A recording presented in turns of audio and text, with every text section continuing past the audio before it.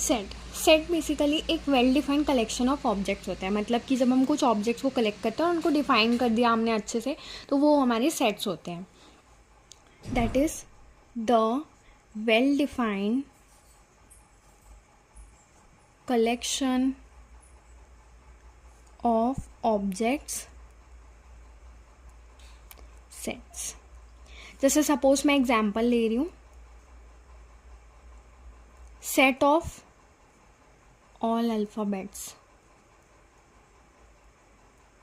तो इसको मैं कैसे लिखूंगी? पहले मैंने एक कैपिटल लेटर लिया ए, इक्वल टू साइन लगाया, फिर ब्रेसेस के अंदर हम सारे एलिमेंट्स लिख देंगे, यानी कि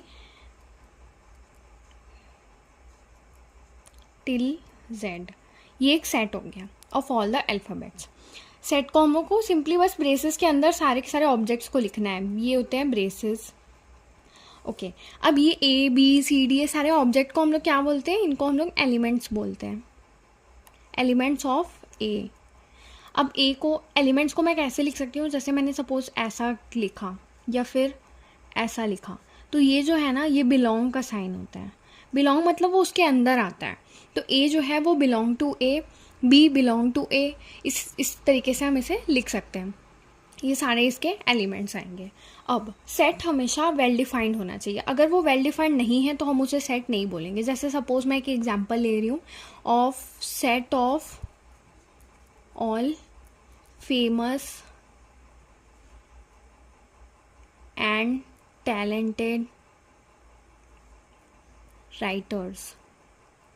अब राइटर्स फेमस की भी बात कर रहा है, टैलेंटेड भी बोल रहा है. यहाँ पे कोई क्राइटेरिया तो दे नहीं रहा है वो कि वो फेमस टैलेंटेड किन टर्म्स में बोल रहा है. कुछ भी डिफाइंड नहीं है, तो ये एक डेफिनाइट रिलेशन नहीं होगा. इसे हम लोग सेट नहीं बोलेंगे. सेट, क्योंकि एक और चीज़ है कि किसी के लिए कोई राइटर टैलेंटेड होता है, किसी को कोई राइटर अगर पसंद नहीं होता तो वो उसके लिए टैलेंटेड नहीं होता है. इसका मतलब कि ये एक सेट में नहीं होगा, एक सेट नहीं कहलाएगा. ये सेट में हर चीज़ वेल डिफाइंड होनी चाहिए. अब जैसे अल्फ़ाबेट्स हैं तो A B C D Z तक ये सबके लिए सेम है, किसी और के लिए कोई दूसरे अल्फ़ाबेट्स नहीं होते हैं. तो वो एक डिफाइंड होना चाहिए, तभी वो एक सेट कहलाएगा. सेट को हम लोग लिख सकते हैं दो तरीके से. एक होता है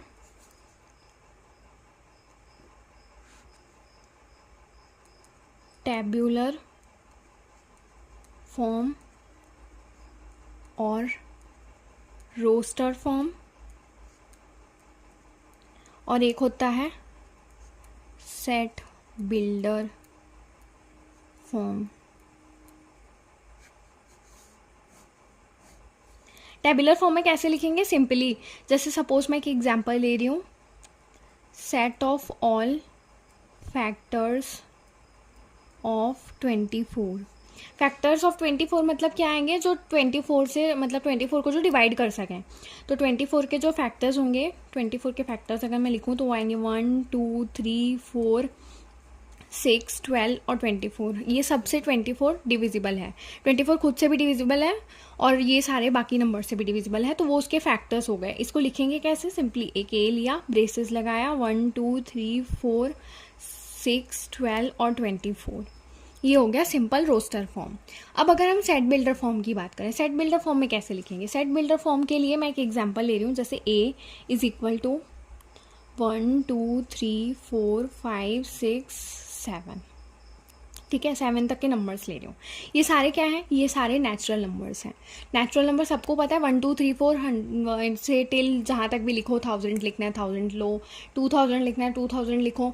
तो ये सारे नेचुरल नंबर्स हैं. अगर हमें सेट बिल्डर फॉर्म में लिखना है तो हम इनकी एक प्रॉपर्टी पकड़ेंगे जो सारे एलिमेंट्स सेटिस्फाई करते हो. अब जैसे इनको बस अपन को ऐसे ही ब्रेसेस के अंदर ही लिखना है, but x is to x करके फिर उसकी एक प्रॉपर्टी हमें स्टेट करनी है यहाँ पर. अब जैसे इसकी क्या प्रॉपर्टी मैं लिख सकती हूँ? कुछ इस तरीके से मैं लिखूँगी, a is equal to x is to x belongs to n, n मतलब कि natural number, and x is less than 8. 8 से कम होना चाहिए और एक नेचुरल नंबर होना चाहिए. तो सारे ये टिल 7 तक 8 से कम है और सारे के सारे नेचुरल नंबर्स हैं. तो ये आ गया एक सेट जो वेल डिफाइंड भी है और इसका सेट बिल्डर फॉर्म का नोटेशन है. ठीक है. अब नेक्स्ट चीज़ जो आती है वो आती है सेट के टाइप्स, जिसमें सबसे पहला होता है एम्प्टी सेट और नल सेट जिसको कहते हैं, इसमें कोई भी एलिमेंट नहीं होता है, मतलब कि विथ नो एलिमेंट।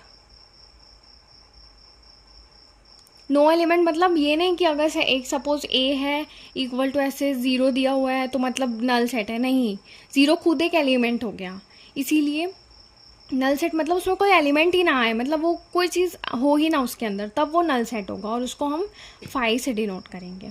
फिर आता है non empty set. Non empty set में एटलीस्ट एक एलिमेंट होना चाहिए।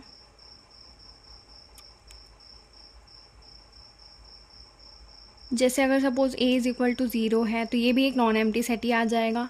फिर उसके बाद थर्ड बारी आती है सिंगल टन सेट।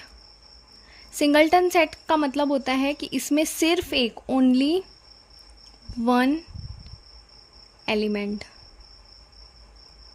जैसे suppose A is equal to 1, b is equal to 2, तो ऐसे इसमें बस एक एलिमेंट होना चाहिए। फिर आता है next finite set. Finite set, finite set मतलब कि उसमें फाइनाइट एलिमेंट्स होने चाहिए। अब जैसे सपोज ए से लेके जेड तक, तो ए से लेके जेड तक जो अल्फ़ाबेट्स हैं वो फाइनाइट है, एक फाइनाइट नंबर है, इन्फिनिटी तक नहीं जा रहा है। मतलब इन्फिनिटी मतलब वो तो एक बहुत ही बड़ी वैल्यू है जो हम गिन ही नहीं सकते, काउंट ही नहीं कर सकते। फाइनाइट में मतलब कि लिमिटेड एलिमेंट्स आने चाहिए जो हम गिन सकते हैं ईजिली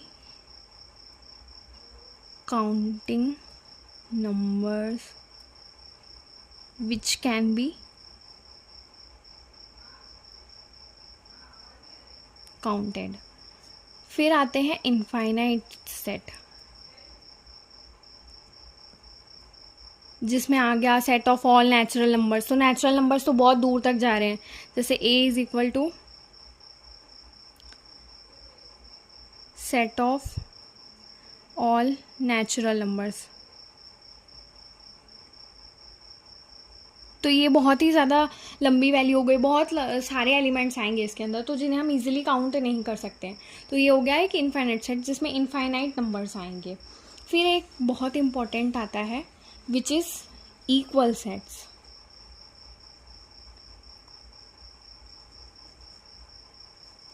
इक्वल सेट्स मतलब कि उसमें एग्जैक्टली सेम एलिमेंट्स होने चाहिए। जैसे suppose A is equal to 1 2 3, वैसे बी इज इक्वल टू 3 2 1। तो ये जो है ए और बी जो है ये दोनों इक्वल सेट्स कहलाएंगे, क्योंकि दोनों में ही 1 2 3 1 2 3 आ रहा है ना। अब कैसे भी लिखा हो, 3 पहले लिखा है 2 बाद में लिखा है, उससे मैटर नहीं करता है, दोनों में 1 2 3 ही आ रहा है, तो वो इक्वल सेट्स होंगे। फिर आते हैं इक्विवेलेंट सेट्स। इक्विवेलेंट सेट्स का मतलब होता है जिसमें नंबर सेम हो, मतलब जो उसके अंदर एलिमेंट्स आ रहे हैं ना उनका नंबर सेम हो। अब नंबर को मैं कैसे लिखूंगी, जैसे ये n of A. N of A का मतलब कि इसमें ए के अंदर जो नंबर ऑफ एलिमेंट्स हैं वो हो गए n of A. Suppose n of A जो है वो 3 है और एन ऑफ बी जो है वो भी 3 है, तो वो इक्विवेलेंट सेट्स हैं। बट इसका मतलब ये नहीं है कि दोनों के अंदर जो एलिमेंट्स हैं वो 1 2 3 3 2 या 3 2 1 ही है। अगर सपोज ए के अंदर है 5 6 7 और बी के अंदर है 6 8 2, तो ये दोनों तो इक्विवेलेंट सेट्स हैं, बट ये इक्वल सेट्स नहीं हैं। मतलब एक स्टेटमेंट इसमें हम कह सकते हैं कि all equal sets are equivalent, but all equivalent are not equal sets. ये था ऑल अबाउट सेट्स।